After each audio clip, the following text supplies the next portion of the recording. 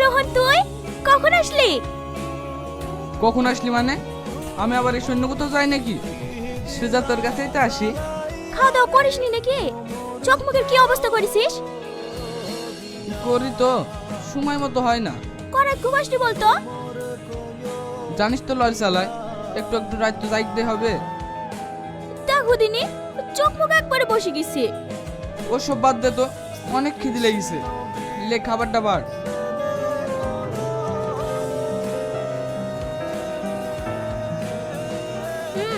হাকার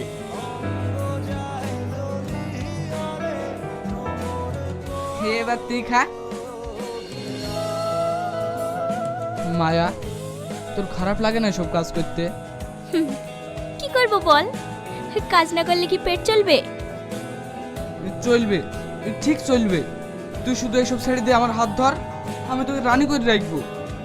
এই কথাগুলো গল্পেই শুনতে ভালো লাগে রে, বাস্তবে হয় না। কেন হবে না? আমি তোকে বিয়ে করে তোর সাথে সংসার করতে চাই।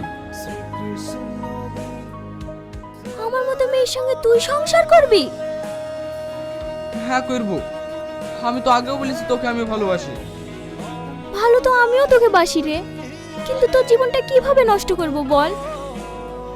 স্বপ্ন তো আমিও দেখি, আমার একটা সোনার সংসার হবে, খুব করে একজনকে ভালোবাসবো, সেও আমাকে ভালোবাসবে, আমাদের বাচ্চা কাচ্চা হবে। কিন্তু এগুলো সম্ভব না।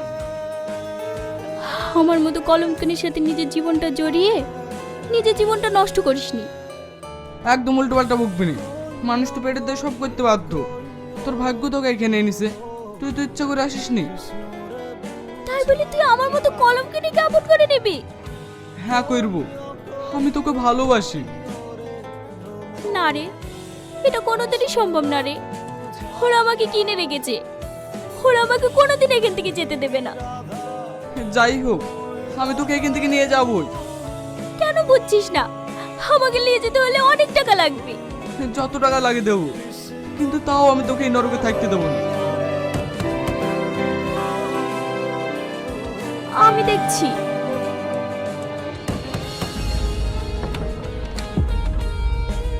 চল বেড়া, 10 মিনিট হয়ে গেছে। হ্যাঁ হ্যাঁ যাচ্ছি, খাবারটা খেলিস মায়া।